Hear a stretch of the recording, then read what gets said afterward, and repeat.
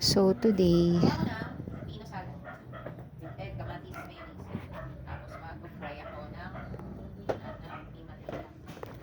nakapag-decide na ako na gagawa ko ng vlog ng a day in my life. So yan, babalatan ko muna yung pipino. Syempre, kakain yung kids. So maaga talaga kami nagigising kahit walang pasok. Wait nga, binuksan ko muna tong bintana, medyo mainit. Nakapasok na si Sam tsaka si Elise. So, yung natitira na lang na bata dito ay yung tatlo kong anak na si Liam Okay, tanggalin mo lang sino makasunayan, ha? and si Heart and Malia. Okay, Sa umaga pa lang ganito na yung ginagawa ko. Magpe-prepare ako ng breakfast, ligpit-ligpit, saway-saway sa mga bata. Breakfast pa lang tong hinahanda ko. Pipino salad nga, yung cucumber salad, tapos fried banana. Lalagyan ko ng margarine yung banana kasi yun yung gusto ni Malia, though medyo unhealthy yun sa kids. Mamaya na ako magluluto ng lunch kasi iniisip ko pa kung anong uulamin namin. Tapos, ayun na rin yung ihahatid kong baon ni Elise sa school for lunch. Hindi ko na hinahatiran si Samantha ng lunch kasi meron na siyang baong pera. Doon na siya bumibili sa kantin nila. Actually, kanina pa kami gising, mga 6 a.m. Nakapagtapon na ng basura, tapos nakapag-breakfast na si Liam ng oatmeal. And nahatid ko na rin sa sakayan si Elise kasi bumili kami ng snack niya dun sa Alpha Mart. Hindi ko na nga rin yun na videohan kasi sobrang lakas ng hangin kanina tapos ngayon naman sobrang init. So by this time, mga quarter to 10 a.m. na. So, si Liam nakapag-breakfast na, yung 6 years old kong anak. Tapos, ito namang pinaprepare ko, breakfast namin. Pero, syempre, kakain ulit siya. Tapos, parang ayaw ni Malia ngayon mag-cucumber. So, magpiprito ako ng saging para sa kanila ni Heart. For everyone na rin.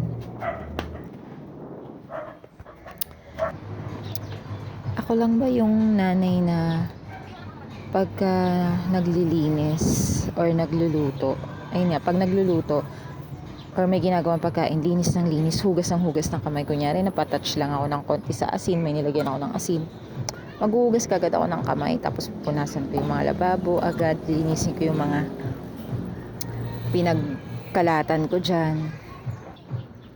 Kasi yung asawa ko, hindi ko siya pinapahawak dito sa kusina kasi ba naman, pag nagluluto siya, kahit ano lang lutuin niya, yung mga kalat niya, habang nagluluto siya, nandun pa rin. Kumbaga, di ba, habang hinihintay mo yung niluluto mo, lilinisin mo na yung pinagbalatan mo, or yung pinagbalatan ng itlog, yung mga ganon. Kaya, ayan, maiba tayo. Lalagyan ko na ng Lady's Choice Mayonnaise. Yung pinakamasarap na mayonnaise, syempre, dapat, di ba? Lady's Choice, baka naman. Yan, lalagyan ko na yung salad. Tapos, mekos-mekos. Ganyan. Habang ginagawa ko nga to, iniisip ko kung kakainin ng anak ko. Kasi before, gusto nila to. Tapos ngayon, ayaw na nila. Eh, dati sarap na sarap sila. Tapos hindi ko naman araw-araw ginagawa. Pero kumakain ng pipino yung anak ko. Yung mga anak ko. Yung tatlong maliliit. Pero pag may mayonnaise, parang ayaw nila. Pero try ko ulit kung kakain sila. Kaso yung isa kong anak, nagpaprito ng saging na saba. Naglagay nga rin ako dyan ng paminta at saka konting asin. Hindi ko na nilagyan ng asukal. Yung iba yata nilalagyan ng asukal. Ay ako kasi ng matamis. Medyo matagal tong paghahalo ko, ha. Naiinip ako. O ayan, perfect daw. Magsasaing muna ako nitong mga natira kong bigas. Kasi isa-isang kilo lang ako bumili ng bigas itong mga nakaraan. Kasi budgeted lang yung pera ko eh. Panggastos araw-araw, ganyan, baon. So, ayan yung natira ng 2 araw. Tapos, ayan, saing na natin. Namimiss ko na nga yung bigas na nabibili ko dun sa tindahan. Japanese rice kasi yun. 55 pesos per kilo, kaso phase out na daw. Sobrang sarap talaga ng bigas na yun. Kaso wala na anong magagawa. So, ayan, sa gripo ako naghuhugas ng bigas. Pero, sa mineral ko naman siya lagyan nung pinaka tubig niya talaga. Kasi syempre, nung mga nakaraan, parang nag-diarrhea talaga yung mga anak ko. Feeling ko sa sinasaing ko.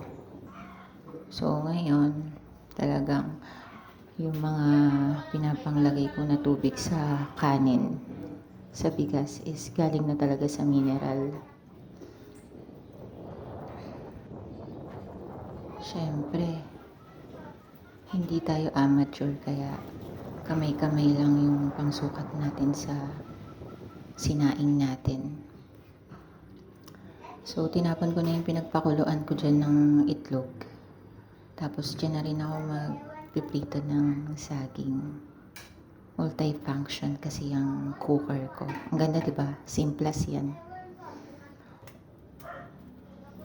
So, balatan na natin yung itlog na ilalagay ko dun sa salad. Hindi ko na to i-chop-chop. Mas maganda yata yung buo. Pero kayo, kung anong trip nyo. Ang ganda ng pagkakaluto ko sa itlog. Hindi overcooked. So, ayan, lagyan na natin para sa jowa nating bipolar. Charot.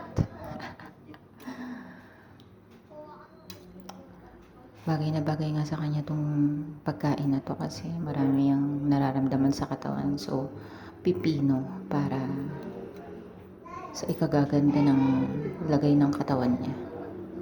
Ang lalim. Dalawa nga lang yung itlog, parang kulang to. Kasi nga, ito lang yung sukli ko kanina. So, ayan. O, kumain ka na. Kakairita yung mukha mo. Eme lang. So, magpiprito na ako ng banana ni Malia. Nung time na yun, nagmamadali pa siya. Asa na daw yung saging niya. Diyos ko. Isa nga lang yung lutuan ko. Wait ka lang. Naglaga kasi ako ng itlog kaya natagalan. So, hugas-hugas muna ulit para walang kalat. Kasi nga, I hate kalat. Tsaka ayoko nung may nakikita kong mga basa sa lababo. Though yung lababo ko ngayon hindi masyadong malinis. Nawala kasi yung brush ko na panglinis ko dyan. Bibili pa ako ulit.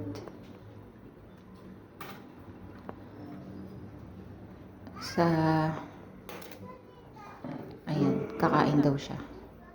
Ano daw yan, sabi niya. Nakalimutan niya na. Very useful talaga tong cooker ko kasi pwede ka na magsigang dyan at magprito. Pero syempre, mas mabilis sa kalan kasi apoy yun. Dito kasi parang tatakpan mo siya para sobrang mag-init siya. So, yan. Magprito na tayo. Kasi nagmamadali na yung anak kong isa nakakain yan. Favorite niya kasi yan. Tapos lalagyan ko ng margarine. Minsan nilalagyan ko ng asukal. Pero ngayon, hindi ko lalagyan ng asukal. Kasi bukod sa makalat na, ayan, nag-anlaw na naman ako ng kamay. Kasi ang lagkit ng saging. And then, likpit-likpit na mga kalat habang nagluluto. Ayun na nga yung sinasabi ko kanina na pag nagluto ako, multitasking ako, naglilinis-linis ako. Itong jowa ko na to, pag nagluluto, nakatanga lang dun sa niluluto niya. Hindi siya nagalaw, hinihintay niya lang na mabaliktad yung niluluto niya or kumulo. So, ipagtatabi ko na ito si Elise kasi mamaya maghahatid ako ng lunch niya sa school. So, fried chicken yung ihahatid ko sa kanya at saka itong cucumber salad. Sana kainin niya. So, it's time to eat. The mother is eating. Charot. Ang sarap. Mukhang bitin. Bitin sa egg. Grabe yung acne scars ko. Ang lala talaga. So, may mga ginagamit naman akong serum. Kaso, medyo matagal pa yan. Mga buwan pa bago mawala. So, kaya araw-araw ako nagme-makeup. Actually, dati hindi ako nagpa-foundation or cushion or kahit anong concealer. Pero ngayon, araw-araw maghahatid sundo lang ako sa anak ko, naka-makeup ako. Pero hindi naman yung pakak na makeup. Yung ano lang, very light lang. Para lang matakpan yung mga acne scars ko. Kasi sobrang hindi na ako confident dahil nga dun sa mga peklat sa mukha ko. Ang lala talaga. So, itong time na to, pinapapasok ko sa loob yung anak ko kasi kita nyo, ang lakas sobra ng hangin sa labas. As in, parang mapuputol yung sanga ng puno tapos anytime pwedeng bumagsak. So, ayan, nagdadaldal ako dyan para pumasok lang sila. Kasi itong, ewan ko, asawa ko ba yan? Walang pakialam. Parang ako lahat yung kailangan magdesisyon na parang, oh, papasukin mo yung anak mo. Ewan. So, lagyan na natin ng margarine yung saging. At pakainin na natin to. Ayan, finally, kakain na siya. Pero syempre, bibihisan ko muna siya kasi kanina pa siya palakad-lakad dito sa video ko. Nakikita yung ano ng batang ito. Hilig kasi niya maghubad. So, kakain din daw yung dalawang bata ng saging. Kahit kumain na siya ng pipino. Favorite kasi talaga nila tong fried banana. Medyo ang tagal na ng pinaggagawa ko dito sa lutuan na to ha. Ang tagal kasi mag-brown ng mga saging. Kaya kung wala kang pasensya, huwag kang bumili nitong cooker na to kasi medyo matagal nga to. Parang times 2 ng oras mo ang i-consume niya.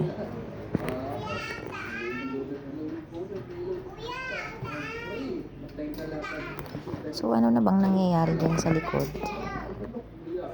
Parang merong nag-iingay na bata. Meron ba? Kasi nagre-record ako so hindi ko naririnig.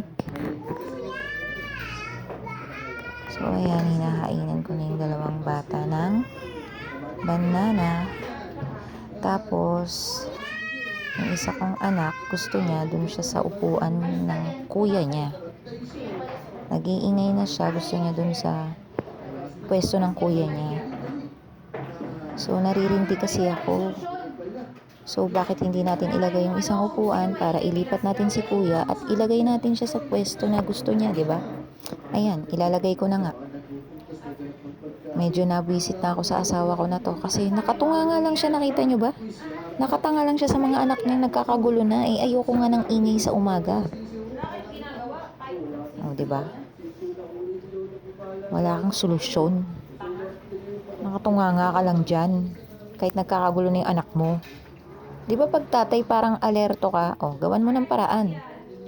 May nagtatantrums, edi ibigay mo yung gusto kung pwede, diba? Gusto niya lang naman dun sa upuan na yun. So, why not lagyan ng isang upuan para i-adjust mo yung isa mong anak para matahimik na yung isa mong anak na nagwawala. Diba, kuya? Kakaurat eh. So, ayan, diba? Di nakasimangot na si mother.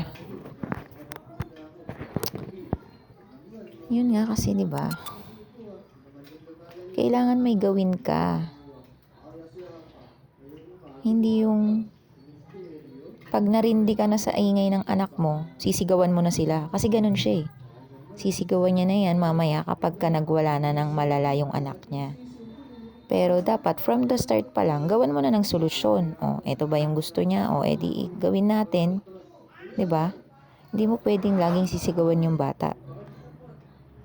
Pero syempre dahil nanay ako, pumasok kayo dito sa loob. Bawal dyan. Ganun na talaga kami. Kasi ang hirap mag-budget. Kaya marami kami iniisip. Okay? Gets mo? So, natapos na ako magpakain sa mga bata. And sa tatay ng mga anak ko. Tatay ng mga anak, ba't di masabing asawa? Char lang. So ngayon, it's time naman para mag-relax-relax si mami. Kukulang ako saglit, tapos mamaya magpapadede ako sa bunso ko. 10 a.m. pa nga lang ng umaga, so wala pang kalahati ng araw. Mahaba-haba pa.